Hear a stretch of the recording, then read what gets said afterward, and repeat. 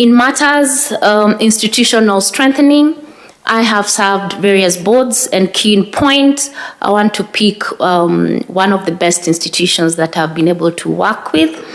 I served in Kibabii University, and within that institution, I chaired Finance Governance Committee, where we registered good results. I moved from Kibabii University and went to Machakos University, an institution whereby I also chaired the Finance Committee and served in other committees as well. Right now, as we speak, I serve in Seku University. I chair the Internal Audit, Risk and Compliance Committee, as well as I sit in the Council Appeals Committee. I also serve currently in Kenya Industrial Estates, an institution where I have served and have chaired the Internal Risk Audit and Compliance Committee. I have served in the Finance Committee, and I have also served in the Revenue Committee, Revenue Mobilization Committee of KIE. I would wish also to indicate that within that institution, currently as we speak, KIE has been ranked number 7 overall institution in this country in terms of performance. Within the same sector, it has been ranked number 1 in terms of financial, and it has also been ranked number 1 in terms of the particular sector, which is industrialization. So these are institutions that I have taken pride in serving. My track record can also be tracked. I have given testimonials in my documents to showcase the kind of work I have done in these institutions, and the work I have done can also be weighted. Having said that, I am an alumni of Nairobi University, and maybe I can declare that Maurice Kimuli served in that particular, was also a student at Nairobi University.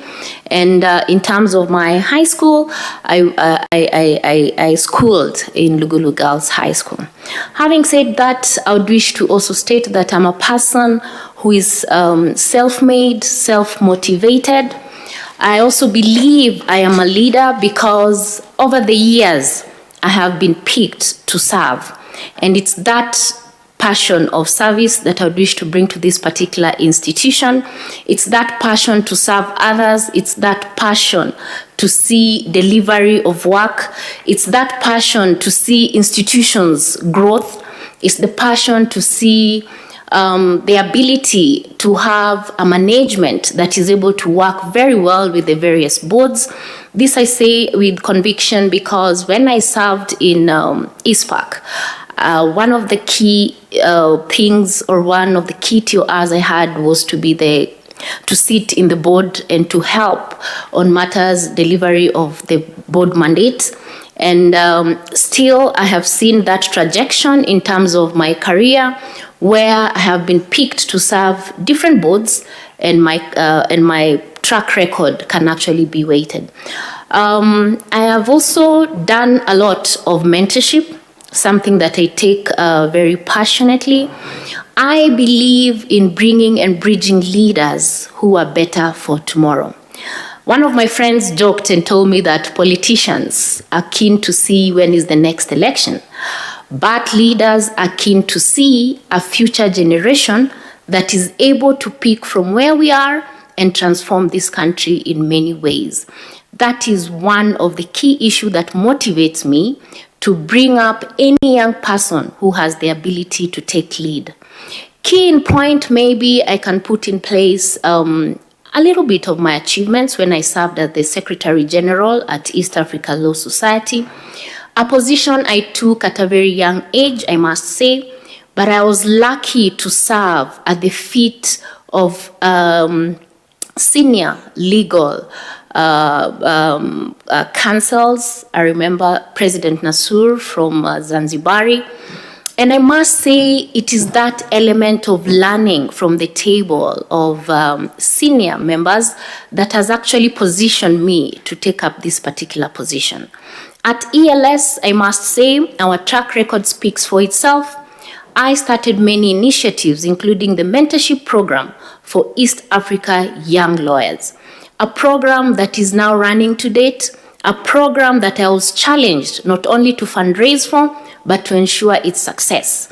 This is a program that had to bridge and bring all the lawyers within East Africa, the young category, to a platform where they can be able to articulate their issues, to a platform where they can be mentored, and to a platform whereby we can grow each other in terms of career. And I'm keen to also say that within that particular platform, we can record excellent results, because as we speak to date, and having served that institution for about 4 years, one as a council member, then growing into Secretary General, not only did we fundraise for the program, not only did we ensure that the institution finances were well taken care of, to an extent of us bridging the gap when it came to the financial liabilities the institution had, to a level whereby we left a very strong institution, having bought property for that particular institution, having put in place a proper governance structure, reducing the members of council from 22 to 11, having put in place proper representation in that particular board with a seat for women representation and the seat for the youth. We can also see the programs in terms of training programs. We managed to entrench the in-house councils within that institution, and we also managed to entrench the place of women in terms of having the women roundtable discussions over time. So that is also another institution that I can proudly say my participation was key, and having also served together with the other members of the council. Coming to the Law Society of Kenya, I must say I started serving the Law Society at a very young age as well. Immediately I finished, I joined the society. I served the same institution in various committees, and we were the pioneers of the Young Lawyers Committee at the time. And we put in enough structures to ensure that the mentorship platform for the Law Society of Kenya young personnel is put in place, and I'm proud to say that that particular platform is now running, and it's my prayer and hope that with the particular regulations that we put in place, the same program will continue for many years to come. I served the said institution as a council member, then vice president, and I must say there are various activities we put in place, including various policies, one of them being the institutional finance policy. We also managed to put in place the sexual harassment policy. ICT in the legal profession is one of the key areas that we really leveraged. I managed to put in place the Member Services Committee, and one of the key deliverables in that committee is that we came up with the Member Services Charter. That particular charter, Chair, demonstrated how service delivery between the institution and to the members can be achieved. And I want to register that with time, it is my prayer and belief that the said institutional strengthening structures that we put in place and the guidelines are going to be sustainable. One of the other policy that we put in place within the society is to ensure gender parity and equal distribution of activities within the society. For instance, when it comes to board membership and representation of the institution in various boards and committees, we ensured that there was gender balance. We ensured that persons with disability are well represented. We also ensured that we balanced in terms of the numbers. We also ensured that members, the policy is very clear that you cannot serve in more than one committee, or you cannot represent the institution in more than one entity. With that, Chair, I want to believe that when it comes to institutional strengthening, that is another strength that I have, and I would wish to bring it to the IEBC. Thank you very much, Chair. Thank you so much, Ms. Chigai. Allow me to just make a small correction. I believe you mean you are an alumni of the University of Nairobi. Yes. We normally say there's no Nairobi University. The University of Nairobi. Thank you, Chair, for that. Yes. Now, allow me to ask you if you're a registered voter. Yes, I am. And where did you vote in the last election? I voted in Langata constituency, Uhuru Gardens, and Langata Primary School. Okay, thank you. Thank you very much. I'll now ask Mr. Morris Kimuli to ask you a few questions. Good afternoon once again, Harriet. Good afternoon, Maurice. Let's begin by looking at Article 88 of the Constitution. And by the way, you have the Constitution just next to you there. Now, Article 88 of the Constitution contains the key qualifications, eligibility criteria for a person to be a member of the Commission. When I look at sub-Article 2, it provides that you shall not qualify as a member of the Commission if you have at any time within the preceding 5 years held office or stood election as a member of Parliament or a county assembly, or you have been a member of a governing body of a political party, or you hold any state office. What do you think, as a lawyer now, what do you think is the mischief intended to be addressed by those exclusions? Thank you very much, Mr. Kimuli. One, I would believe, is conflict of interest.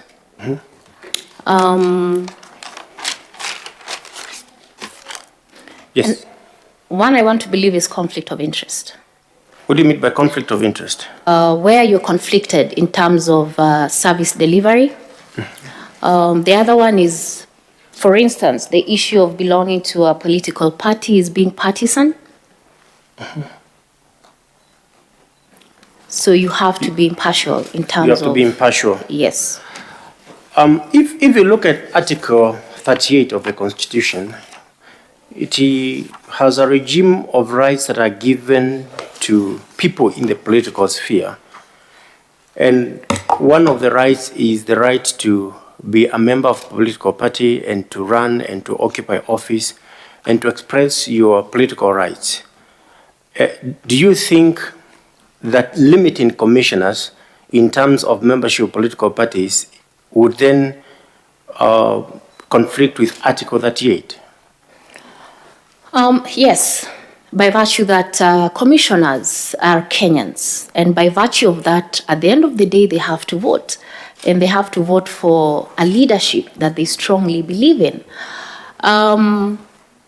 Also, in the same breath, you realize that once you become a commissioner, I want to believe it matters not your political affiliations. For instance, a good example is the current chair who ran in the I want to believe he ran with the ODM. But when it comes to service delivery, you have to renegade your political affiliations or your interest, your personal interest, and serve the institution that you have been given as a mandate to serve. Now, in that sense, Yes. would you say that Article 88(2), to the extent that it restricts membership in political parties, and it also excludes those who ran in the preceding election, is unconstitutional? Would you say that? I wouldn't say that, Mr. Kimuli, but let us look at it broadly. The article is clearly talking of sitting members of parliament or those who had already served or those who are serving. When you look at representation in terms of the institutional representation, I also want to believe the mischief is well catered for, and it has given a timeline. Preceding 5 years, it has given a timeline. It then means within the next 10 years, does it then mean you can actually be a commissioner? And the answer is yes. So when you look at the drafting of the Constitution, basically, the Constitution is trying to manage the political affiliations preceding to the next elections, or the current members who are sitting, or the current political class who are already in office. So what we're saying, Harriet, yes. I get where you're going. What we're saying is, this is, for example, our task is now to fill the vacancies of the IEBC. Yes. If we look at Article 88(2), what you're saying is, if somebody has run for office in 2017, or has been a member of the governing body of a political party, or a member of parliament, or a county assembly in the last 5 years, that person will be deemed to have some level of conflict which would exclude them from being a member of the commission. Is that what Article 88.2 means? They even exclude those who stood for office. Well, Article 88, as I've said, Mr. Kimoli, I want to believe there's a mischief that it's trying to cure.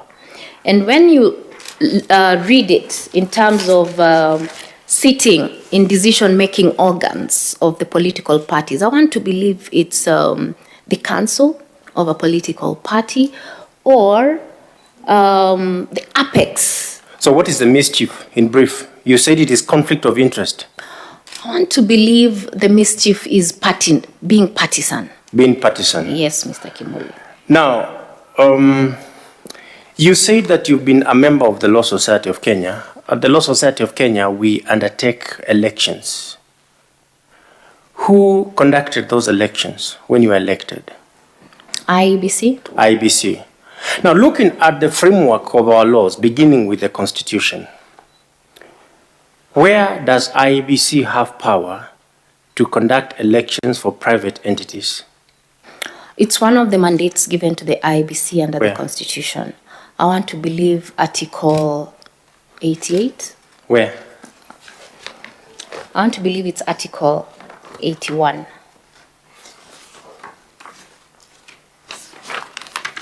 You seen it?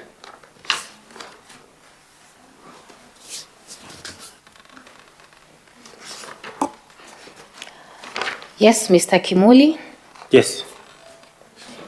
Which particular article?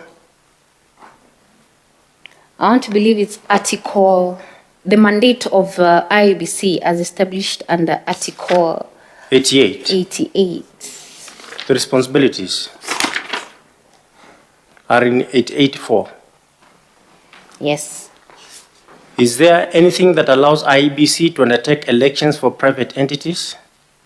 Well, for as long as the statutes have given that provision, why not? No, that's why I'm asking Harriet, which statute? Private entities could have documents that establish them. For instance, let me give an example. So let us focus on IEBC, Yeah. because IEBC is a constitutional commission. Yes. If it undertakes elections for private entities, does that go outside its mandate? Well, the Constitution is strict on various entities where IEBC can conduct elections. And I want to believe when it comes to private entities, because the Constitution clearly stipulates it has to be other entities established or entities whose establishing acts specifically indicate so. It also depends on establishing documents of private entities. And I want to believe there are various stakeholders that IEBC can engage with. If today we make law and we give IEBC responsibilities, if as lawyers we make law and we give IEBC responsibilities, would IEBC be bound to follow the law we make, or would it do what the Constitution says it should do? We go back to the Constitution because it's the superior law. Under the Constitution, what elections should IEBC conduct? National elections. Which ones? Referendum. It should also conduct elections from institutions where their specific acts have specifically Is that in the indicated. Constitution? That's what I'm asking. Yes, sir. You didn't point that one out. Yes, sir. I was asking the elections under the Constitution that IEBC is allowed to conduct, and you said the national elections, which are? Parliamentary elections. Yes. Presidential elections. Yes. We also have statutory elections, like LSK is one of those entities, you know. Okay. Is there? Or rather, pardon me, maybe I'm not getting your question.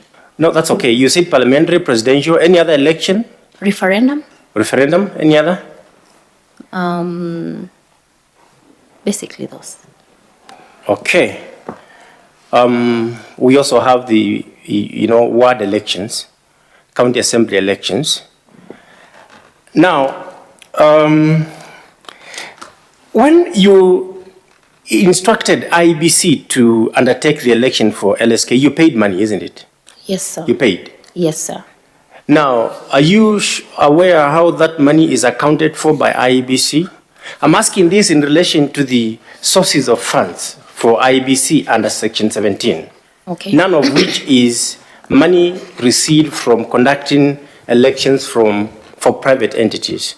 So, do you know how that money is then accounted for by IEBC? Do you know where it goes? Well, when it comes to functions of institutions, and when it comes to monies received from other line of income, which are not statutory, in this particular case, it has to be declared.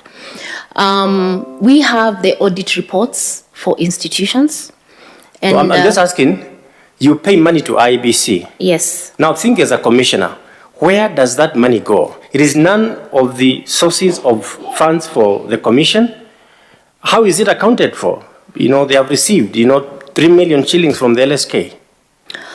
Well, I want to believe when any institution receives money, it has to account for the same, or rather, it has to indicate that within its sources of funds, it received X amount. And I want to believe the financial reports of IEBC has to capture that. How that money then is expended, remember, conducting elections is an expense. Conducting election is an expense. For IEBC to be able to conduct elections for institutions like LSK, they need to have money in place. So what I'm asking, Harriet, because I want to bring out as much as possible for you, because you have to be assessed, does the commission have power to receive money outside Section 17, which stipulates in point form the sources of funds for the commission? Well, the sources of funds from the commission is from National Treasury and GJ laws. I know that. Does it have power to receive money outside those sources itemized under Section 17 of the IEBC Act? Well, I believe there's usually an exception in many rules. And Do you think they have to declare the same to Treasury, that this is the amount of money we received outside, and this is how we expensed the same. I believe that is the procedure. Okay. Thank you. One of the elections IEBC is required to conduct is a recall election. You left that one out. Do you know the procedure for recalling the President of the Republic of Kenya? Thank you very much, sir. I want to believe a recall election can be done. I want to give an example where the number of voters or the number of votes that have been tallied is more than the total number of voters that we have. That election then can be I'm talking about a recall election for the president. Do you know what is a recall election? Given an opportunity, I can look at that. Let me put it simply. Yeah. The law provides a framework for recalling the leaders we elect into office before their term is over. Thank you. You understand that? Now it's clear now. So what is the procedure for recalling the president? One, there has to be, you have to table reasons as to why you need to recall the president in parliament. There has to be a petition, and that petition has to be signed. And parliament has to pass the same. Are you sure about that, Harriet? Well, I'm open to be enlightened, Father. Thank you. It is your view that there is provision under our constitution and our law for recalling the president?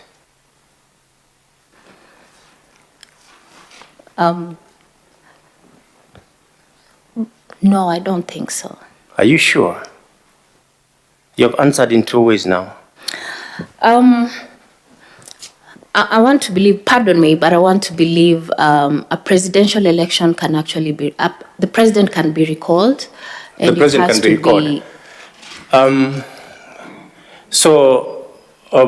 it's okay if you do not have the facts now.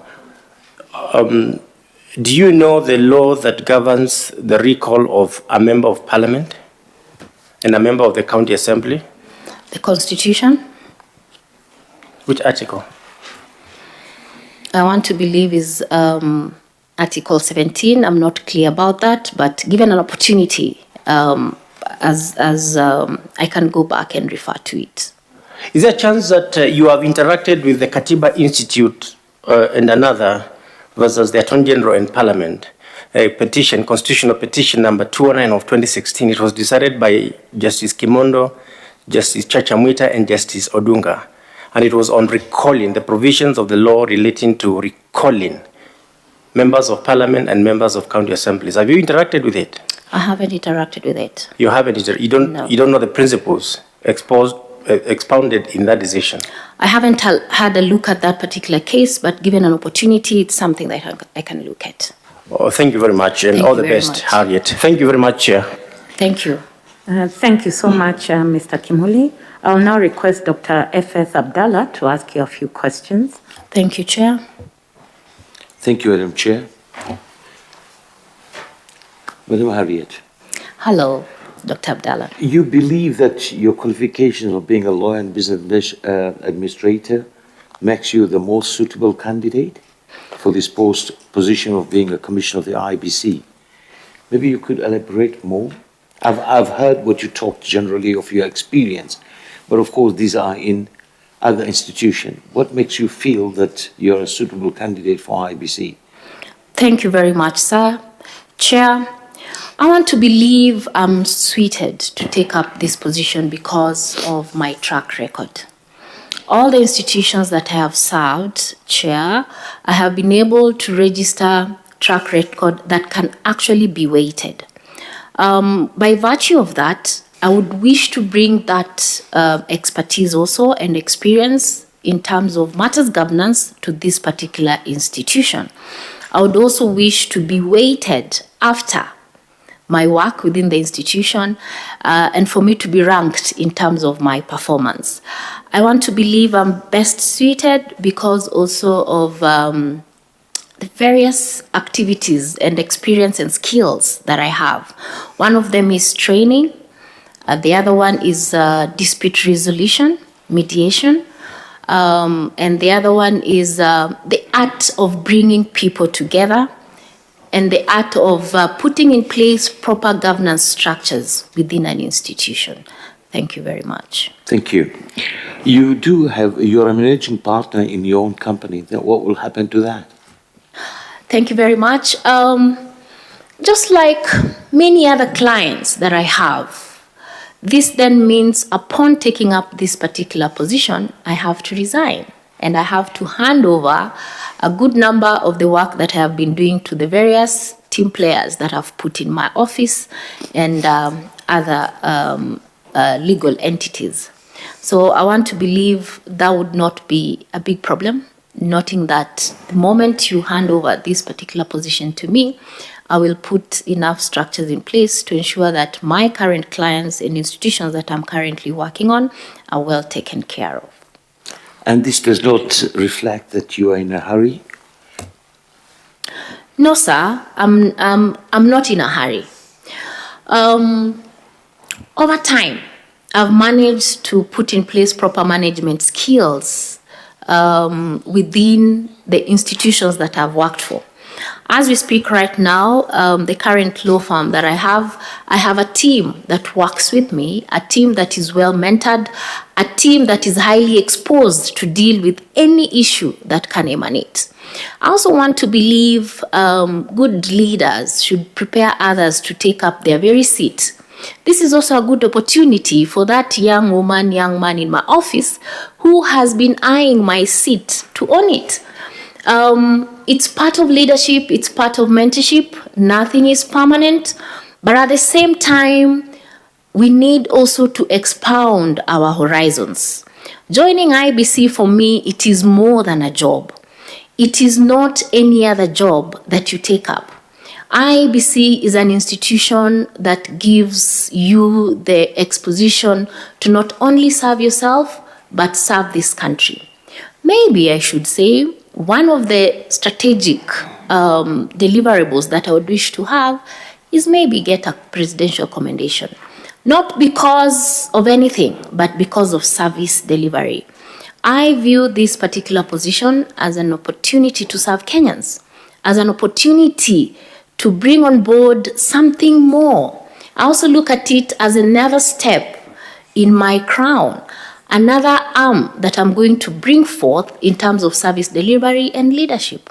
And for me, that is something that I'm willing. And Harriet. yes, sir. I'm a businessman and I run a family business. And of course, you worked hard, and it's everybody's dream one day to be his own boss. Yes. Now, you are telling me that you have worked so hard to set up a company, and you're prepared to give it to the young person who's working for you to join IEBC. I'm a bit confused as a businessman. However, we think differently. Now, allow me to expound on please that. go ahead. Please go ahead. Businesses, and you'll agree with me, any good business must have a very good business plan, business projection plan. We must also put in place proper succession planning. I could die tomorrow. Have I put in place structures that can actually take that business forward? And the answer is yes. We also have to put in place succession planning. Who are these people that you have trained to carry on your baton? Who are these people that you have trained to pick up the management skills that you have built over time? So for me, I look at business entities as going concerns. A business should not die simply because you've stepped out. The businesses need to live longer than your name. And that is what I would wish to encourage every other person. For me, just like I've said, this is one of the positions that gives me the satisfaction of leadership. Harriet, a business Yes. is not a good fellow society. You don't start a business for you to be able to donate. You might as well open an orphanage. It'll be better off. Anyway, we go ahead from there.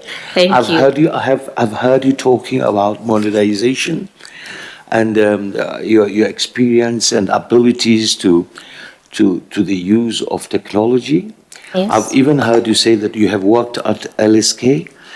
And now I just wanted to know, the cream of case, law ruling and interpretation, haven't you suggested that? Because if you still walk in the court, the trend of lawyers carrying the files all over is still there, or has it changed? And if you have been in such positions, have you ever thought of maybe coming out of that monumental ways of carrying the big files around?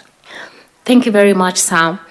If anything, I'm one of the lawyers who's currently enjoying the online platform. Mm-hmm. The reason being, technology has come in to serve us and not the other way around. When you look at the current filing system within the judiciary, it has given us an opportunity to even work from the comfort of our offices. Good. One, we have been able to save time. Two, as a manager, at any given time, I know where my staff are. Three, we have been able to clear a lot of our cases within a very short time.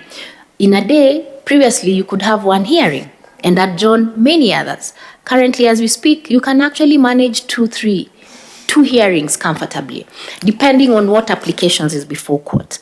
On top of that, we have been able to save our documentation within a data bank in our offices or within the cloud space. What that has done is that we have reduced the number of actual files that we keep having within our spaces. Thank you. Maurice had already educated me on this, but I just wanted to see whether you are with time. Thank you. Thank you very much, sir. I have learned from various speakers that we have relevant laws guiding the election responsibility code of conduct, but many times these laws are not followed. Hence, loss of taxpayers' money, and hence the IEBC is perceived to be corrupt. What do you think is the cause of the problems, and how would you tackle it if you happen to be one of the commissioners? I want to believe the keyword is corrupt here. Thank you very much, Sam. And the law. and the law. Yeah. Now, I want to believe we need to put in place quite a number of regulations. I also want to believe that as we speak right now, IEBC has the code of conduct. When it comes to matters corruption, Chair, you find the only gap that we are having is implementation on matters compliance. The IEBC code of conduct is in place. When it comes to defining electoral offenses, including the criminal offenses, we need to be able to demonstrate that any breach of the law is punishable. That is one area that if we tighten, we are going to make things better going forward. When you look at the Electoral Code of Conduct, it purely guides the conduct of the staff, the conduct of the political class, the conduct of the electoral cycle generally. And for me, there's issues to do with transparency within the same system. There's issue to do with compliance within the same code of conduct. And also there's issue to do with checking and tracking. If we have managed to deal, let's say, with 100 cases, do we have a data bank of where those cases are actually can actually be accessed? When it comes to issues of staff, do we have in place a proper dispute mechanism where matters to do with corruption can be addressed? I also want to believe technology will come in handy to deal with matters corruption, because if we have all systems within the electoral management system at play, being verifiable, being transparent, if we have the systems in place and the same can be audited, it then means we'll be able to deal with issues to do with corruption during the election cycle. Yeah, thank you, Harriet. Thank you, sir. I mean, right, that's fine. Now, the issue is, what measures will you adopt to ensure the prompt monitoring and implementations of those systems? The systems are there, the law is there, but it's something somewhere is not going right. Because we keep on hearing, we keep on seeing all that the systems are there, the law is there. What systems or what measures can you put in, or will you be able to put in to monitor and of the implementation of those systems? Thank you very much, sir. To the chair, I want to believe institutions should put in place standard operating procedures at different level. With this in place, you can be able to track the performance of the various policies that you've put in place, of the various systems that you've put in place. We also need to put in place a performance metrics. By that I mean, at the end of an election cycle, you should be able to track each and every conduct of staff, each and every conduct of the political class, because I want to believe we have the registration platform for the candidates. And this in particular, when it comes to matters corruption, when I look around the voting period, I'll be keen to see voter bribery as one of the corruption issues that play a big role when it comes to the election process. So the question then is, how do we track these particular vices?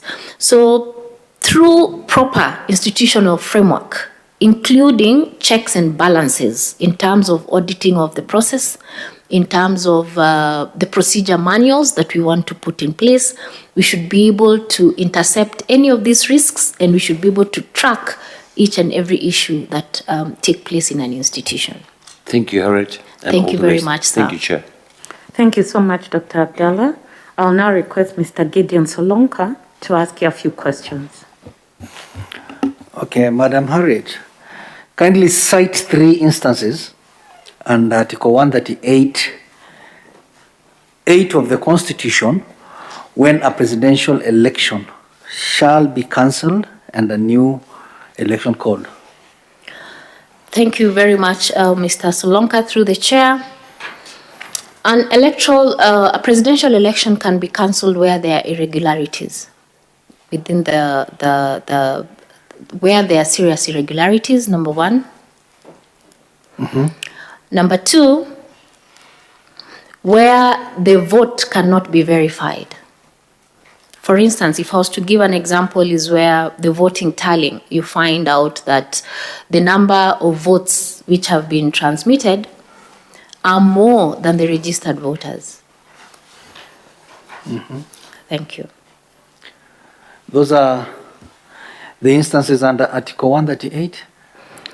I can review that particular article to be very sure, sir, if given an opportunity to do that.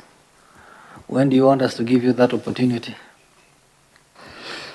I want to believe when it comes to getting information, we can always go back and refer so that we give the right information. I'm sorry you've not gotten even one. Answer correct. Thank you very much. I would appreciate if I'm enlightened on the same. Okay. Number one is where a person has been nominated as a candidate before the expiry of the period set for the delivery.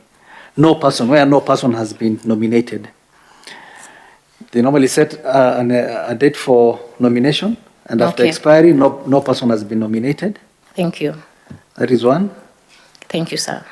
Another one, where a candidate for election as president or deputy president dies on or before the scheduled election date. That's another one. Okay? Yes, sir. Now, so I don't even need to go to when must a new presidential election be held under that clause 8 of Article 138.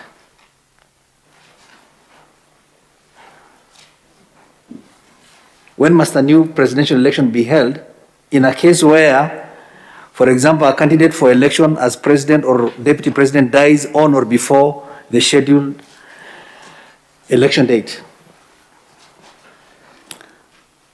I want to believe within the elections can be called within 30 days. Within 30 days? Okay, let's move on. Within 60 days. Sorry, okay, thank you. Okay. Now, let's go to matters referendum, both under the Constitution and under the Elections Act. Which amendments must be approved by a referendum? Well, thank you very much, sir, through the chair. Where the said amendment proposals touch on the presidential elections, where the amendments also touch on changes within the said constitution, where the amendments touch on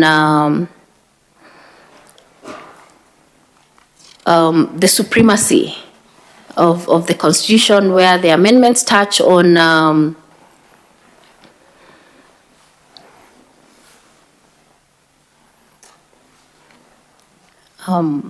allow me to go back a little bit.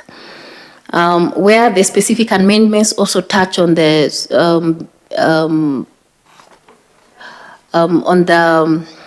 I can give an example. For instance, the judiciary. Within the BBI, there was a provision that there has to be a specific entity over and above JSC, a tribunal. Those are instances where the independence of the judiciary was actually affected, and by virtue of that, that particular issue has to be taken to the referendum. Where issues touching on specific amendments that will affect the structure of the constitution, those also need to go through a referendum. Okay. Now, as regards those issues that goes to a referendum, what is the voting threshold? Pardon me, the voting threshold, that has to be simple majority. Or at least 1 million voters within the 24 counties. 1 million? Where are you getting those figures? Sorry, allow me to go back and say it's by simple majority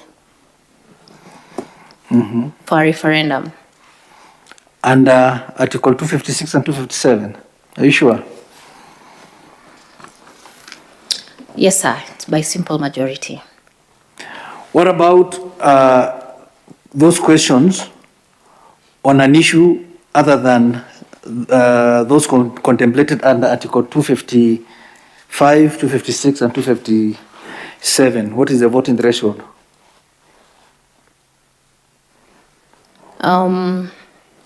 Matters not like, for example, supremacy of the Constitution, Parliament. Matters other than those ones. What is the voting threshold? I want to believe is still by simple majority. So for the first one, simple majority. For the second one, simple majority. Yes, sir. Okay. Now, on what grounds can the validity of a referendum be challenged?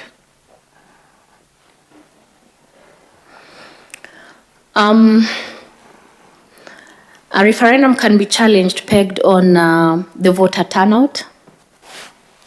What about the voter turnout?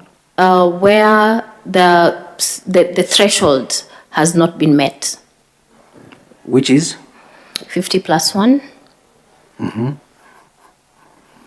And by simple majority. Oh, okay. And which court has jurisdiction to entertain matters referendum? That is the Supreme Court. The Supreme Court. You sure? Yes, sir. And who has jurisdiction to hear? Okay, to use the Supreme Court. How many judges? All the sitting judges. 9. Should be a minimum of 6. Again, are you sure? Yes, sir. You need to look at section 91 of the Elections Act. Okay, we normally file plaints, originating summons. You can file, to approach court. So in the case of a referendum, what do you file? A petition. A petition, okay. Yes, sir. And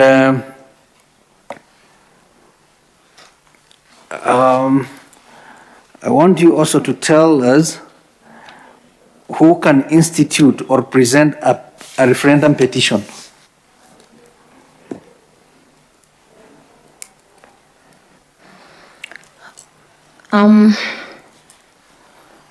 I want to believe the persons who can do that is Parliament. Parliament. So if we have an issue on referendum, it is Parliament which will go to court on our behalf. The people of Kenya can. Who in particular? We have so many.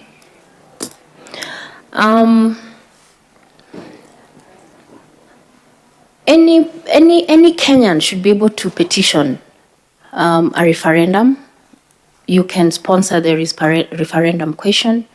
You can have other state actors, non-state actors. You could have sponsors of the same. Any Kenyan, a minor, anybody? Persons of age, which is 18 years and above. There is no qualification for such a person? Must be of sound mind. The particular persons must be of sound mind. Okay. They should not be having any issues as raised in terms of their conduct. Madam Harriet, it should be a voter. It should be a voter. Yeah. Who had a right to vote in the referendum and who actually voted, not just anybody, and also the commission. Okay. Thank you. Okay. Thank you, Madam Chair. Thank you, Mr. Solonka. I'll now ask Madam Elizabeth Mayo to ask you a few questions. Thank you, Chair. Good afternoon, Harriet. Good afternoon, Ms. Mayo. Okay. I want to refer to what you've just told us here, that one of your strengths is that you are very good at institution strengthening. And if appointed as a commissioner, you will be able to help IEBC improve on some of the processes. If Yes, you can ma'am. remember last week, is it last week, within the month, the chair of IEBC actually acknowledged that they are having a challenge with inadequate funding. Do you think this is a problem of maybe inadequate budgeting? And if yes, kindly tell us how you can help IEBC improve on their budgeting process.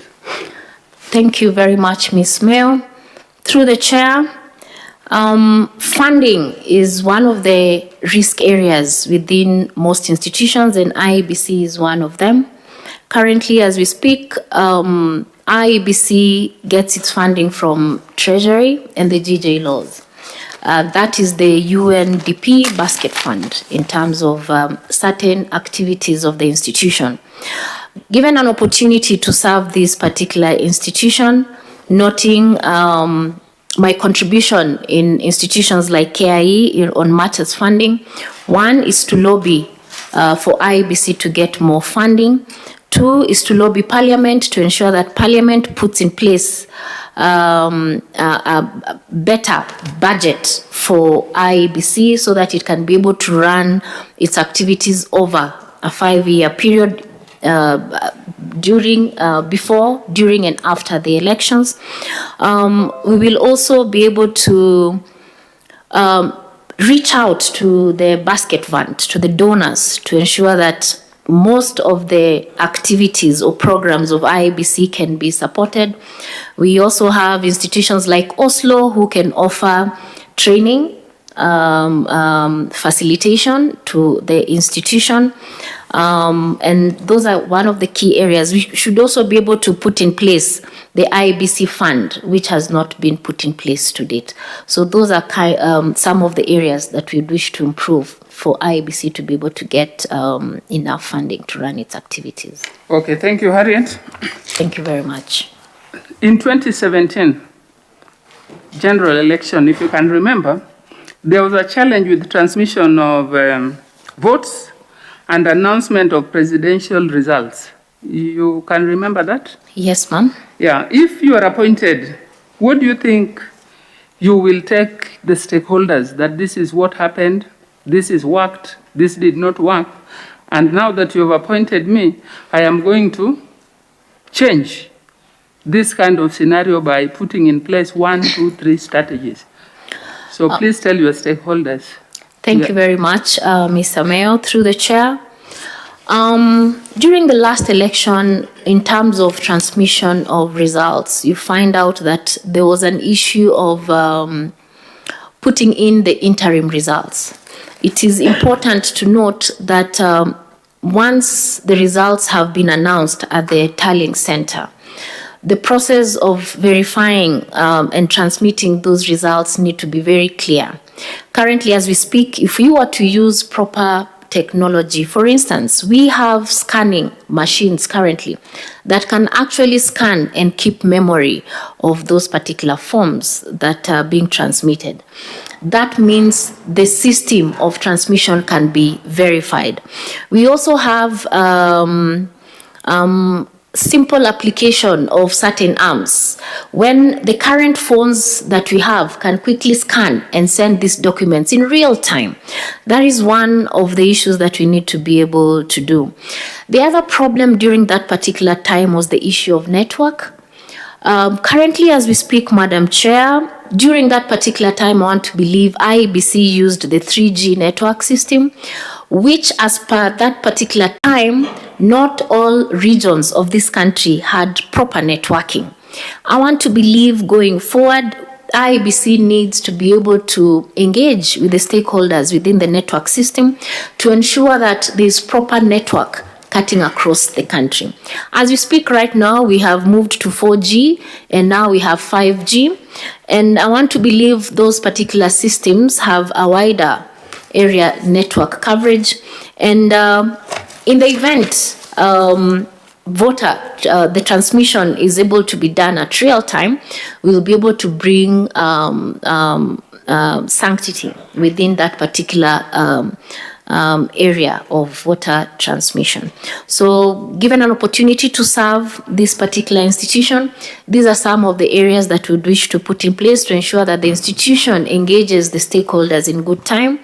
The institution also carries out its mapping out to understand which areas it had challenges during the last elections, and put measures to ensure that voter transmission going forward will be in real time. Thank you very much. Okay, thank you. Do you think that water transmission can be in real time, taking into account the infrastructure IEBC has now? Looking at the infrastructure that IEBC have now, there are gaps. For instance, if we use the KIMS kit, we realized during the last elections, most of them failed in most of the voting centers, and IEBC had to revert to the manual system. What that means is then the kits were failing either because of an overload or because of lack of electricity within certain regions.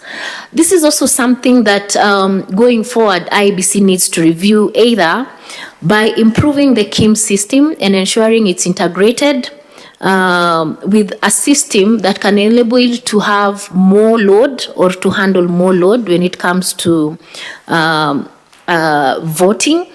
We can also have the voting registration platform improved so that it can be well integrated with all the other IEBC systems that have been put in place, the e-platforms, to ensure that this particular problem does not occur again.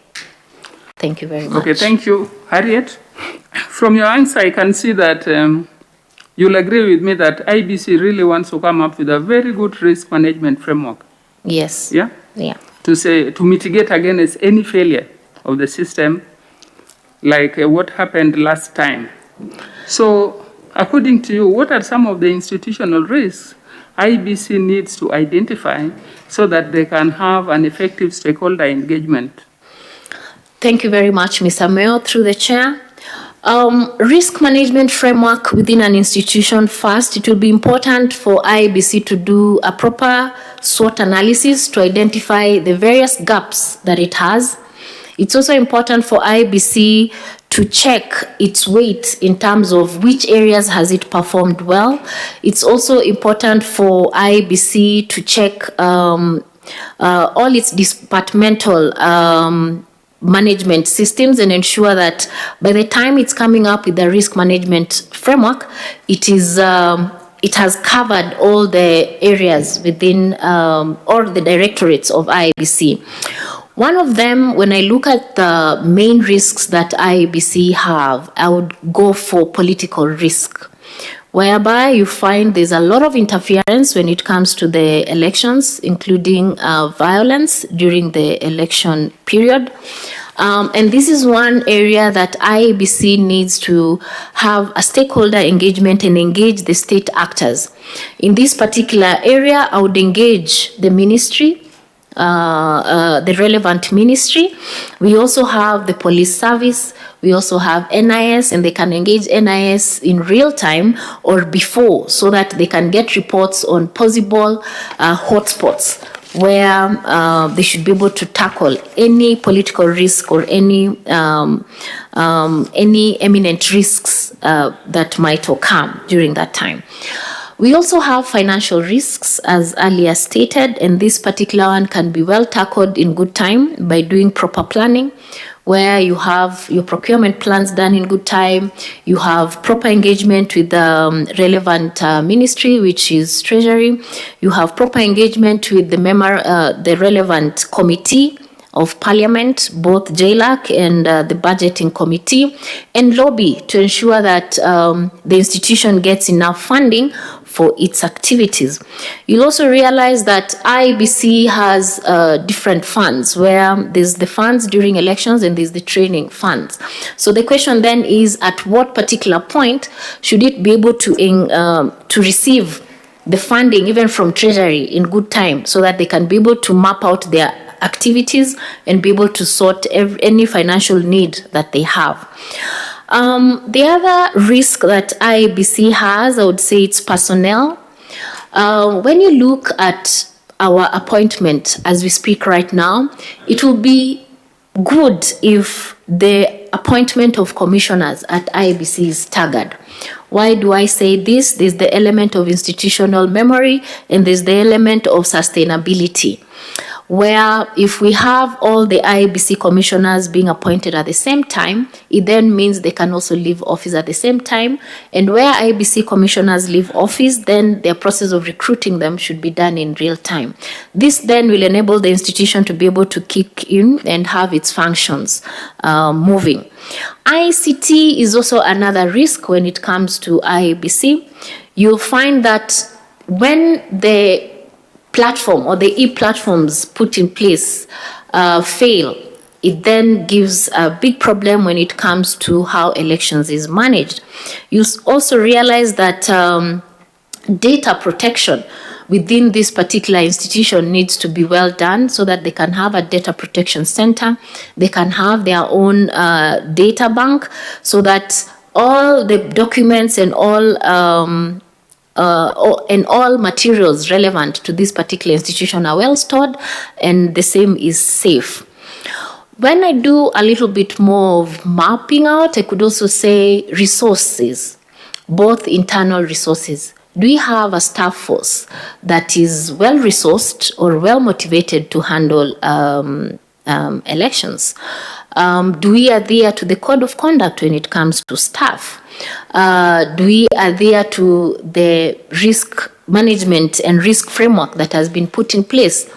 If anything, given this opportunity, I would ensure that we put a robust risk management framework within the institution so that we can be able to map out all these risks, come up with risk champions within all the departments, manage to evaluate this risk and weigh them so that by the end of every financial year, we're able to map out the top 10 risks of the institution.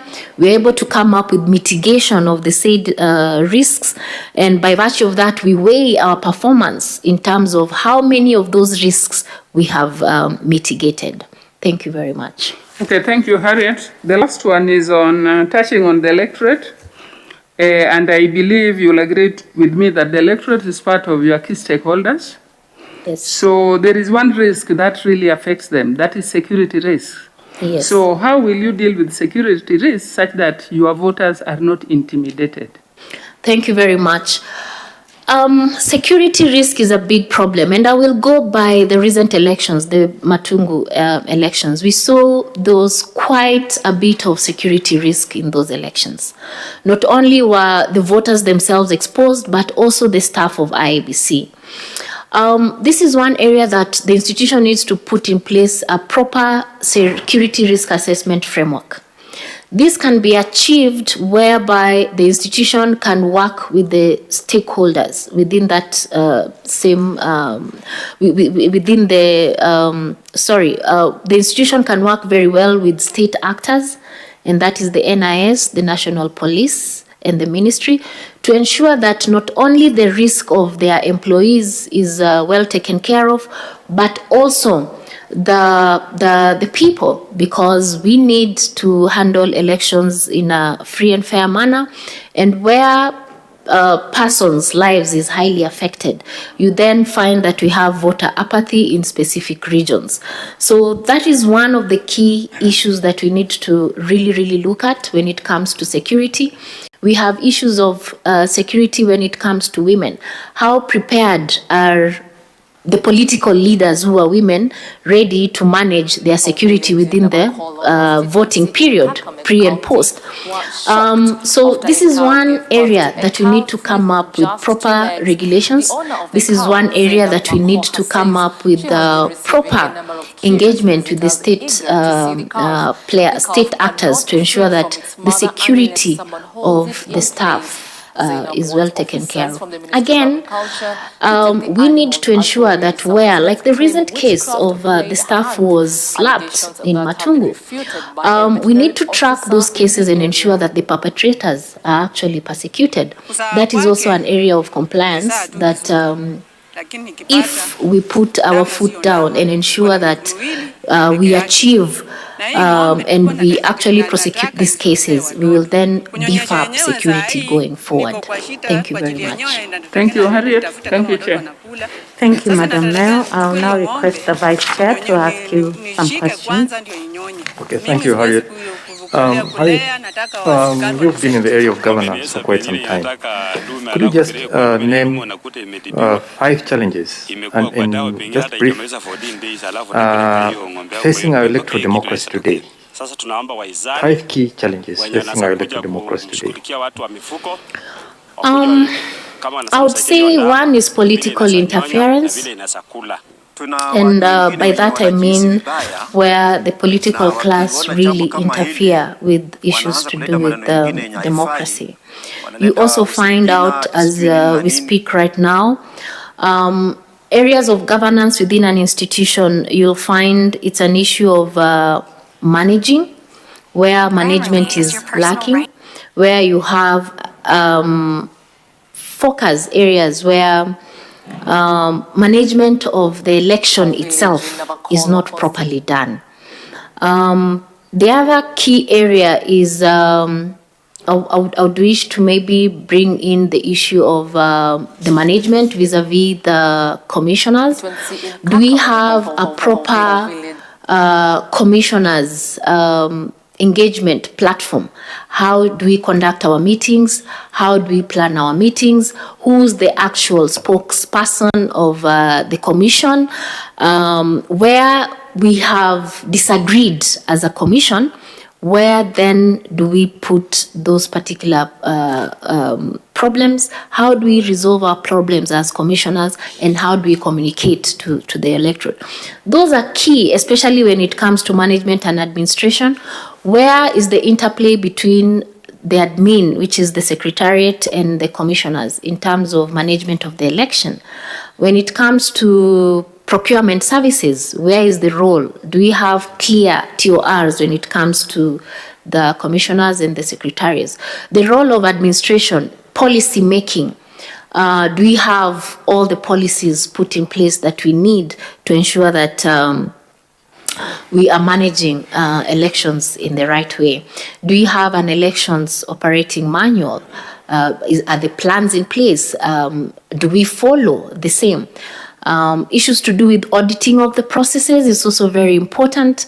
Are we able to audit our functions? Are we able to audit our work? Are we able to leverage and ensure that whatever it is that we have put in place, including all our regulations, that we're able to say this one we have achieved, this one we have not, and this is where we want to go. So we need to have good strategies in place and plan the same. Thank you. Thank you.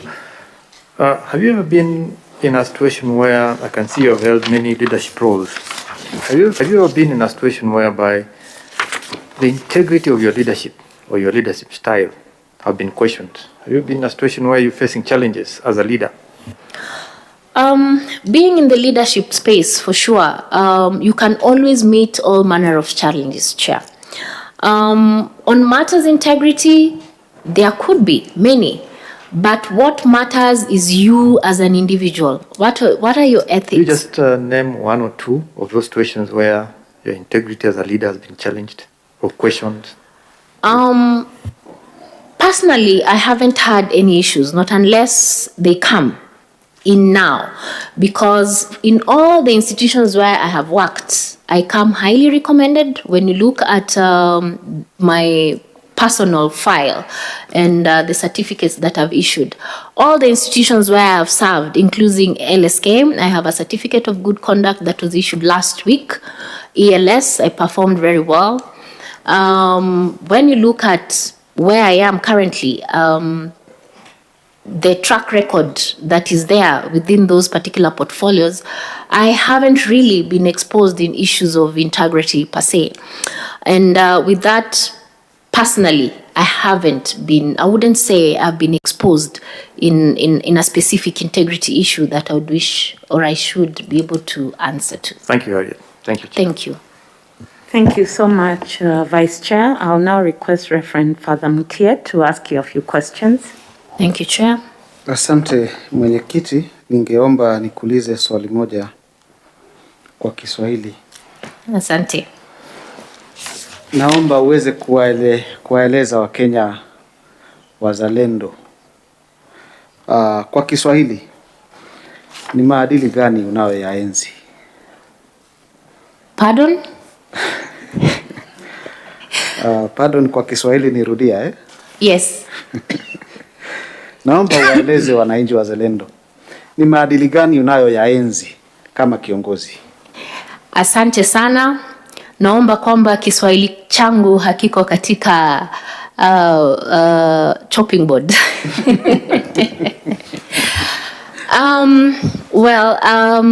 Kazi ambayo nafanyia chama cha ANC ni kazi ambayo kama wakili wengine na wakili ambao tunafanya kazi na wao katika chama hicho, it's purely work. Ni kazi ambayo inaenda na cheti changu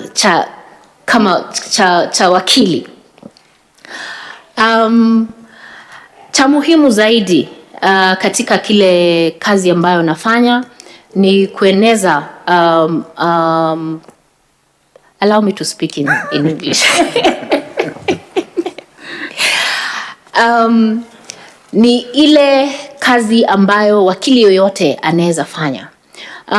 Na ningeweza sema na nikitumia rafiki wangu Martin Law na kazi ambayo Morris Kimuli ambao wanafanya kama wakili. Ukikumbuka vizuri kulikuwa na ile video clip ambayo waliwenda katika county ya Kitui, na kwa vile ni kazi ambayo wanafanyia county waliweza kufukuzwa kama wakili. So utapata katika kazi yetu ya wakili na kama kazi pia ya makanisa hatuchagui wateja wetu. Wateja wote ambao wanakuja kwetu lazima tufanye kazi yao.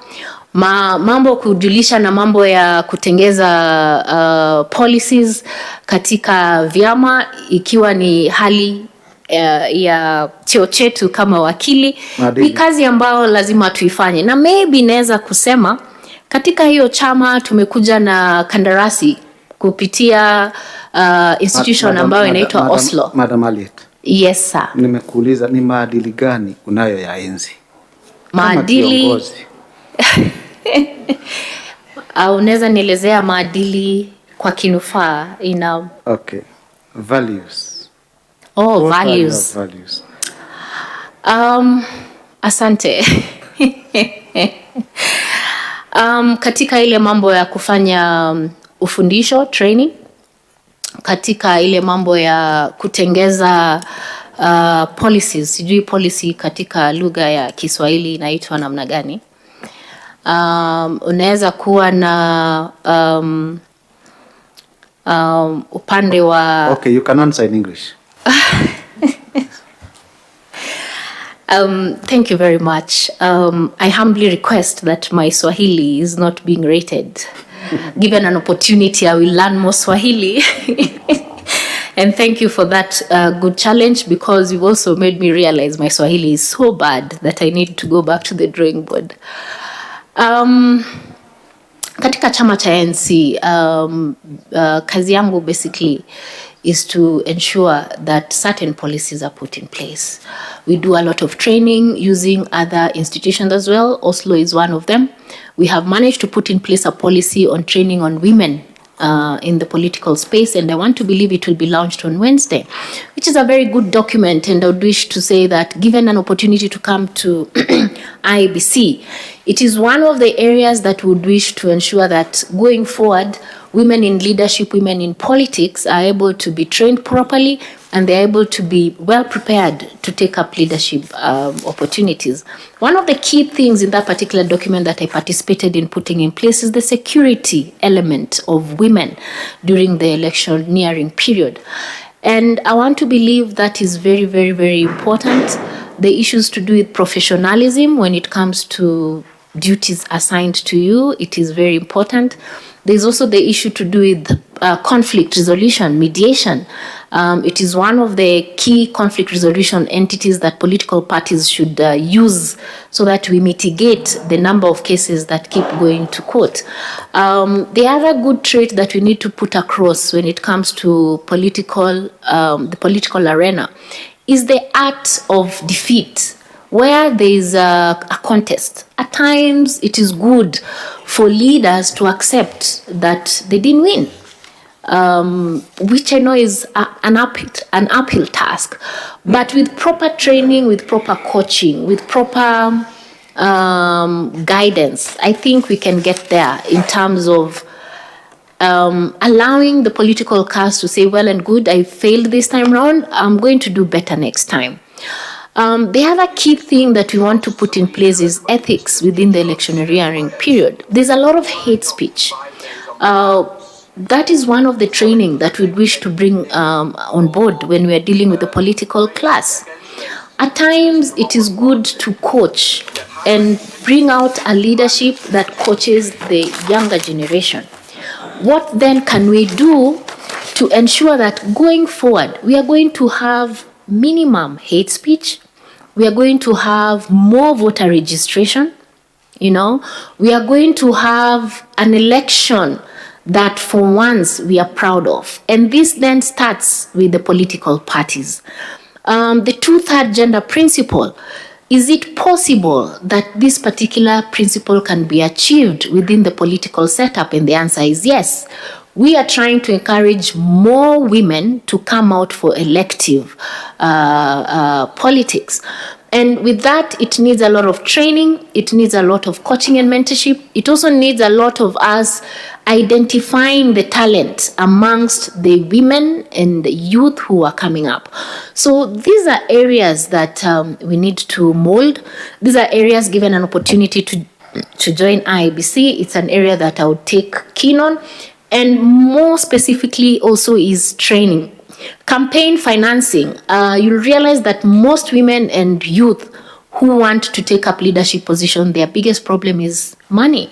So the question then is, how do we prepare the electoral class to be able to plan well, to be able to get enough funding for their elections, and to be able to plan well? And even I look forward to an area and to the times where we will not need to use a lot of money for anyone to take up any political seat.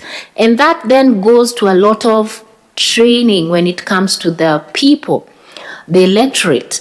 What can we do? And one of the key things I always say is that, and I've always told the young people and women, when you sell your vote, you've actually sold your birthright. The question is, how do we want to change this going forward? So this is also an area that all leaders should embrace, because the moment we encourage voter buyout, we are actually encouraging poverty. We're also encouraging a diminishing factor in terms of the thought process of the electorate.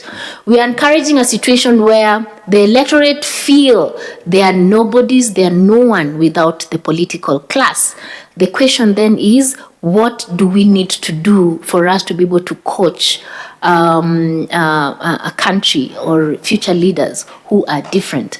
That is the space that I sit in. That is the space of coaching, mentoring, the space of delivering service in terms of bringing people together, the space of assisting in problem solving, the space of training, the space of coaching, which I think it's a very good space, and I would encourage all the other Kenyans out there, if you're within a sphere of influence, no matter how small it is up to you as a Kenyan to do that which is right. Thank you. Having said that, given an opportunity to serve the IEBC, I can assure you that is also another area that I would wish to delink from. Delinking because as a commissioner in this particular institution, it is important to sit in a pedestal of non-engagement, really, or being non-partisan. And that is one of the areas that I would wish to... Madam Aliet, are you, when you say ANC, are you alluding to Amani National Congress? Yes, sir. I want to believe that's the question that you asked. No, I asked about values. I asked you about values, and well, you shared the values at ANC, and I was keenly listening to you. So, from the report that we have, you are still the chairperson of Internal Dispute Resolution Committee at ANC. Yes, sir. Didn't you feel that it's a good position to reveal, even when you are applying for this position? Thank you very much, through the chair. Why didn't you tell us initially? Thank you very much, through the chair. My position, just like I've said, is high-level consultancy, and I'm giving my service as a mediator, and within my professional angle. Given an opportunity then, I would have loved to give a whole list of my clientele, and I wouldn't really, I didn't see where there was conflict by virtue that I'm coming for this interview. Not unless it's an issue that will impact on my job, which I highly doubt, because given this opportunity, it's something that I'll relinquish, just like the way I will resign from my chambers and many other state corporations that I'm currently sitting in. So for me, sir, I want to believe that is service, not only to the party, but the people as well. So you don't feel that there could be a partisan engagement, when engaging as a commissioner of IEBC, would you not have an agenda for your party? Thank you very much. Thank you very much. Through the chair, personally, when you look at my track record, I am one person who's very independent-minded when it comes to my thinking and when it comes to my professional standing. We have our own code of conduct. We also have our professionalism in terms of how we deal with our clients. When you say we, who are you? Lawyers. Oh, okay. Apologies.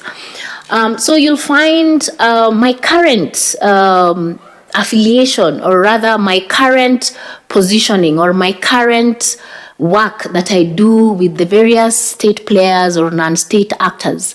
And just like I've said, my network currently is very wide. But the job at hand is a call of duty to the country. It then means the moment you're given this particular position, you delink from all other things and concentrate on the work that is ahead of you. So for me, I don't think I am partisan per se. I am there to do my work, and after that, there's something else. In fact, some of these spaces that we have been in is the reason as to why we are seated here today, because of the mentorship and coaching, the exposure that we currently have. Apparently, I have exposure in terms of understanding the issues emanating from political parties, issues faced by the people, issues faced by the various groups within an institution like a political party. And for me, that is a plus, because when I come to the IEBC, what other additions do I need? What kind of state engagement do we need to have with political parties? Because you'll realize political parties are actually stakeholders in the IEBC. Just like politicians themselves, just like the other institutions, including LSK itself, just like non-state actors. I hear you. NGOs, yes. I hear you, madam. Thank you, sir. Finally, allow me just to get to hear from you what you would want to tell this panel. We received a communication from Chartered Institute of Arbitrators that you are not in good standing when it comes to your membership. Thank you very much, sir. Chartered Institute of Arbitrators, I am an associate member. I'm still a student. And I am working towards to becoming a member so that I can renew my membership every year.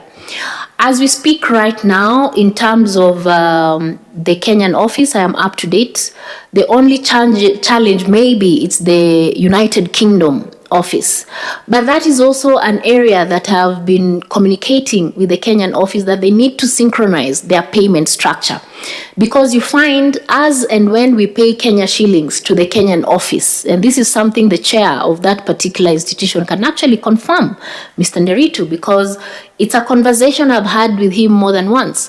You will realize that we pay the UK affiliate organization with the US dollars, and the Kenyan one we are paying with Kenya shillings. So already there's a disconnect. When my accountants remit the payments, I've always asked them, why can't we pay that money through the same bank account? Then let the Kenyan institution issue the monies to the UK one. So as late as last week, we made our payments to the Kenyan office, and I want to believe we are up to date as we speak right now. Thank you very much, sir. Thank you, Madam Elliott, and all the best. Thank you. Thank you, sir. Thank you, Reverend Father.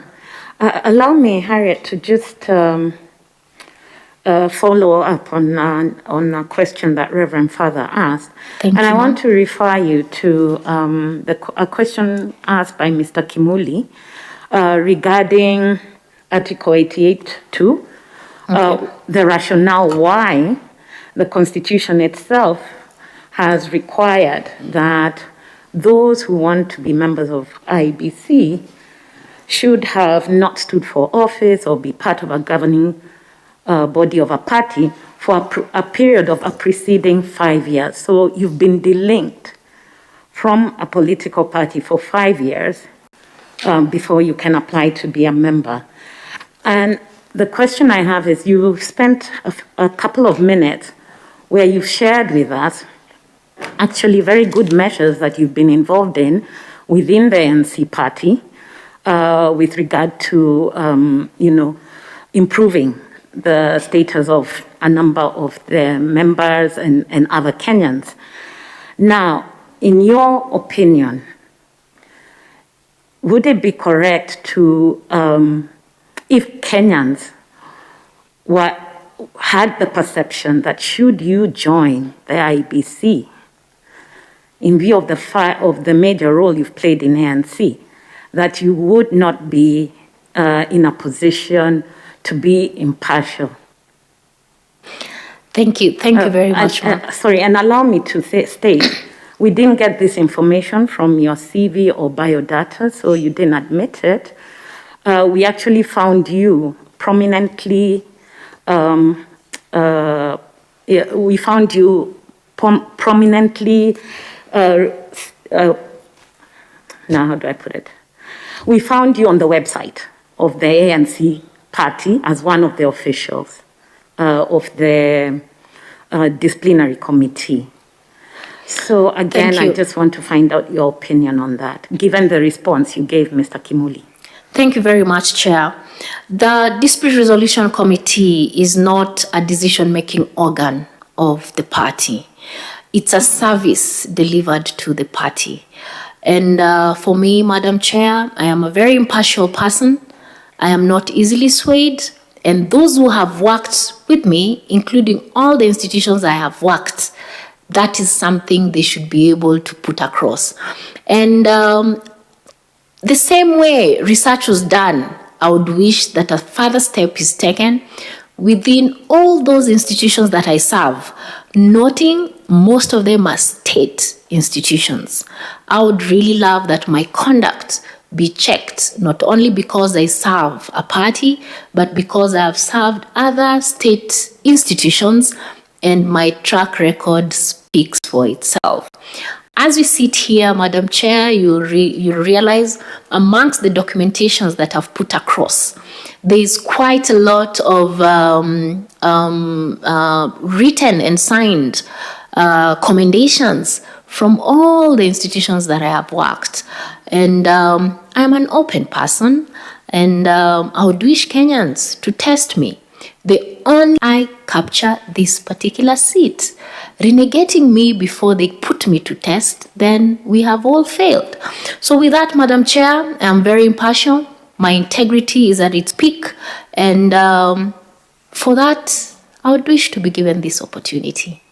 Thank you very much. Thank you, Harriet. Any reason you didn't put it in your CV? Sorry?